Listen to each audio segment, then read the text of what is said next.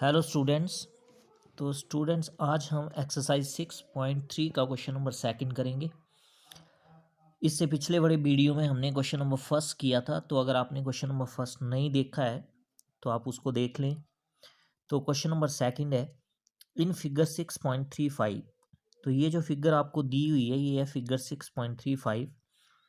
Triangle O D C is similar with triangle O B A. तो यहाँ पे देख सकते हो आप फिगर में ट्राइंगल ओ डी सी और ट्राइंगल ओ बी ए, ये दोनों सिमिलर ट्राइंगल हैं, आपको गिवन है ये। Angle B O C is equal to 125 degree. Angle B O C दे रखा है आपको 125 degree and angle C O D is equal to 70 degree.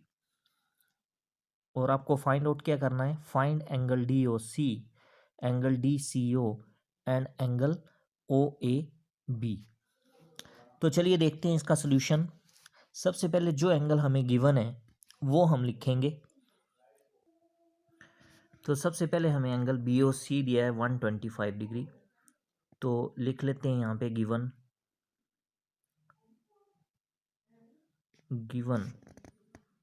Angle B O C is equal to 125 degree. ठीक है, उसके बाद एंगल सी ओ डी दिया है, एंगल सी डी ओ ये दिया है 70 डिग्री। ठीक है ना, और बाकी तो हमें एंगल फाइंड आउट करने हैं। ठीक है, अब देखो फिगर में, देखो डी ओ बी क्या है, एक लाइन है। डी ओ बी क्या है, एक लाइन है। और आपको पता है एक लाइन के ऊपर जितने भी एंगल बनते हैं सबका सम कितना होता है, 180 डिग्री। ठीक है ना, और उन एंगल्स को क्या बोलते हैं, लीनियर पेयर ऑफ एंगल्स। जो एंगल्स एक ही लाइन पे बनते हैं उनको क्या बोलते हैं हम, लीनियर पेयर ऑफ एंगल्स, और उनका सम कितना होता है 180 डिग्री। तो यहाँ पे देखो डी ओ बी एक लाइन है और इस लाइन पे एक तो एंगल बन रहा है आपका बी ओ सी जो कि 125 डिग्री है ना। तो और दूसरा एंगल कौन सा बन रहा है, सी ओ डी। ठीक है ना, तो एंगल डी ओ बी पे दो एंगल बन रहे हैं, एक 125 डिग्री और एंगल सी ओ डी बन रहा है। तो यहाँ से हम एंगल सी ओ डी निकाल सकते हैं क्योंकि बी ओ सी आपको दिया हुआ है।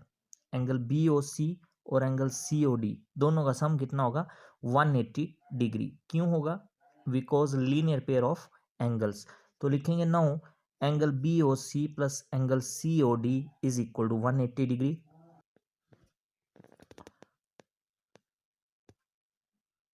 Now angle B O C plus angle C O D, ठीक है ना, ये आ गया सम 180 डिग्री।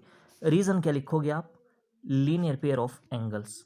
तो आगे लिख सकते हो आप यहाँ पे ये 180 डिग्री क्यों आया, क्योंकि ये क्या थे, लीनियर पेयर ऑफ एंगल्स। ठीक है ना, ये एक ही लाइन पे बन रहे थे इसलिए इनका सम कितना आ गया, 180 डिग्री। अब देखो एंगल बी ओ सी की वैल्यू आप 125 पुट कर दो, तो दिस इम्प्लाइज क्या होगा, बी ओ सी तो आपके पास 125 दिया है plus angle C O D is equal to 180 degree. अब 125 को आप राइट साइड में ले जाओगे तो यहाँ क्या बचेगा आपके पास, angle C O D is equal to 180 degree minus 125 degree. तो यहाँ से आपके पास एंगल सी ओ डी निकल के आ जाएगा कितना, 55 डिग्री। तो एक एंगल तो आपको सी ओ डी निकालना था जो कि कितना आ गया, 55 डिग्री। अब देखो फिगर में, अब देखो ट्राइंगल सी ओ डी के आपके पास एक एंगल तो दिया हुआ है 70 डिग्री और दूसरा आपने निकाल लिया कितना, 55 डिग्री। 55 डिग्री कौन सा एंगल निकाला आपने, ये वाला। ठीक है ना, तो ये एंगल निकाल लिया अपना कितना, 55 डिग्री। तो ट्राइंगल सी ओ डी में आप एंगल सम प्रॉपर्टी लगा सकते हो ना, क्योंकि आपके पास दो एंगल निकला है, तीसरा आप निकाल सकते हो। तीसरा कौन सा, ये जो है डी सी ओ, ये एंगल निकाल सकते हो आप कैसे, बाय एंगल सम प्रॉपर्टी। ठीक है, पता है ना आपको कि ट्राइंगल के तीनों एंगल का सम कितना होता है, 180 डिग्री होता है। तो अगर दो आपके पास हैं तो आप तीसरा निकाल सकते हो। तो लगाते हैं एंगल सम प्रॉपर्टी। तो आगे हम लिखेंगे in triangle COD, in triangle COD। तो ट्राइंगल COD में angle COD plus angle CDO plus angle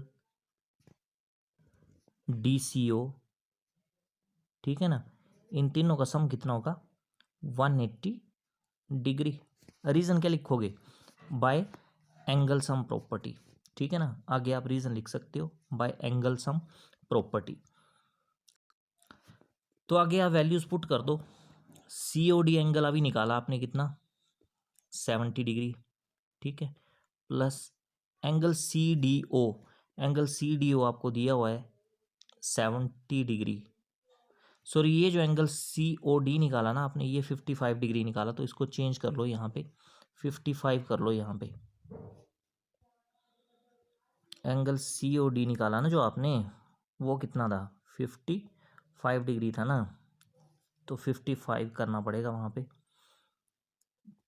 तो यहाँ कर लो आप 55 डिग्री, ये 55 आएगा, 70 लिख दिया था हमने गलती से। Plus angle DCO is equal to 180 degree. अब इन दोनों का सम कितना हो जाएगा 125 बन जाएगा ना दोनों का sum, plus angle DCO is equal to 180 degree. 125 को आप राइट साइड में ले जाओगे तो माइनस का हो जाएगा, और लेफ्ट साइड में आपके पास क्या बचेगा एंगल DCO, राइट साइड में 180 डिग्री माइनस 125 डिग्री, माइनस करोगे तो 55 डिग्री आ जाएगा ये एंगल भी। तो इस तरह से हमारे पास एंगल DCO आ गया कितना 55 डिग्री, ठीक है ना। अब आपको एक एंगल और बच गया निकालने को, एंगल OAB। अब देखो क्वेश्चन में आपको एक चीज और दे रखी है, क्या दे रखी है कि ट्राइंगल ODC जो है वो सिमिलर है किसके, ट्राइंगल OBA के। तो ये भी लिख लेते हैं हम, also triangle ODC is similar with triangle OBA, ठीक है ना। अब देखो आपको पता है अगर दो ट्राइंगल सिमिलर है ना तो उनके जो कोरिस्पॉन्डिंग एंगल होते हैं ना वो क्या होते हैं, सेम होते हैं, ठीक है ना। अब ये जो ट्राइंगल लिखी हुई है ट्राइंगल ODC और ट्राइंगल OBA, ये सिंबॉलिक फॉर्म में लिखी हुई है, ठीक है ना। जब भी ट्राइंगल आपको सिमिलर दी होंगी तो वो हमेशा किस फॉर्म में होंगी, सिंबॉलिक फॉर्म में। सिंबॉलिक फॉर्म आपको बता दूं मैं क्या था, जैसे OD पहले लिखा है और दूसरा यहाँ देखो OB पहले लिखा है, तो इसका मतलब कि OD और OB क्या होंगी, कोरस्पॉन्डिंग साइड्स होंगी। इसी तरह से D और C सेकंड और थर्ड पोजीशन पे लिखा है, तो यहाँ B और A सेकंड थर्ड पे लिखा है, तो इसका मतलब DC लाइन जो है वो BA लाइन के कोरस्पॉन्डिंग लाइन होगी, ठीक है ना। इसी तरह से कोरस्पॉन्डिंग एंगल भी होते हैं। अब देखो आपको एंगल निकालने को कौन सा रह गया, OAB। अब यहाँ से देखो कौन सा एंगल निकालना आपको, ओ से किस तरफ जाना आपने, A से, और A से कहाँ आना है, B, OAB, ये एंगल आपको निकालना है अभी। तो ये एंगल OAB इक्वल होगा किसके, दूसरी साइड में देखो लेफ्ट साइड में एंगल OCD के, होगा कि नहीं होगा, क्योंकि मैंने बोला आपको ये ट्राइंगल जो है किस फॉर्म में लिखी हुई है, सिंबॉलिक फॉर्म में। सिंबॉलिक फॉर्म का मतलब है कि एंगल O जो है दूसरी तरफ एंगल O के इक्वल होगा, एंगल D जो है एंगल B के इक्वल होगा, एंगल C जो है वो एंगल A के इक्वल होगा। और अगर हम ऐसे पढ़ रहे हैं एंगल OAB, ऐसे इसलिए पढ़ रहे हैं क्योंकि हमें एंगल OAB ही निकालना है। तो अगर ऐसे पढ़ रहे हो ना आप एंगल OAB, तो यहाँ भी कुछ ऐसे ही पढ़ना पड़ेगा, एंगल ओ ए बी पढ़ रहे हो तो आप ओ से ए की तरफ जा रहे हो और फिर लास्ट में बी की तरफ आ रहे हो, तो यहाँ भी ऐसे ही पढ़ना पड़ेगा आपको, ओ सी डी। तो एंगल ओ ए बी और एंगल ओ सी डी क्या होंगे, ये कोरस्पॉन्डिंग एंगल होंगे। और ट्राइंगल सिमिलर है तो कोरस्पॉन्डिंग एंगल क्या होते हैं, इक्वल होंगे। तो इसका मतलब है आगे लिखेंगे हम ये लिख लिया हमने कि ट्राइंगल ये सिमिलर है। आगे लिख लेंगे this implies angle O A B equal होगा एंगल ओ सी डी के। ठीक है, क्योंकि ये कोरस्पॉन्डिंग एंगल है और कोरस्पॉन्डिंग एंगल जो है सिमिलर ट्राइंगल के इक्वल होते हैं। तो this implies angle O A B equal होगा किसके, एंगल ओ ए बी के कोरस्पॉन्डिंग एंगल कौन सा है, ओ सी डी। ठीक है ना, angle O C D. This implies angle O A B is equal to, अब एंगल ओ सी डी आप पहले ही निकाल चुके हो, ओ सी डी बोल लो या डी सी ओ बोल लो, सी आपका मिडल में रहना चाहिए। ठीक है ना, ये एंगल ओ सी डी लिखा है, इसको आप एंगल डी सी ओ भी लिख दो तो कोई फर्क नहीं पड़ेगा। सी यहाँ भी मिडल में, यहाँ भी मिडल में, सी मिडल में होना चाहिए। ठीक है ना, तो this implies angle O A B, angle D C O कितना निकाला आपने, एंगल डी सी ओ जो निकाला आपने वो 55 डिग्री निकाला, तो एंगल ओ ए बी भी कितना आ जाएगा, 55 डिग्री। तो इस तरह से हमने तीनों एंगल निकाल लिए।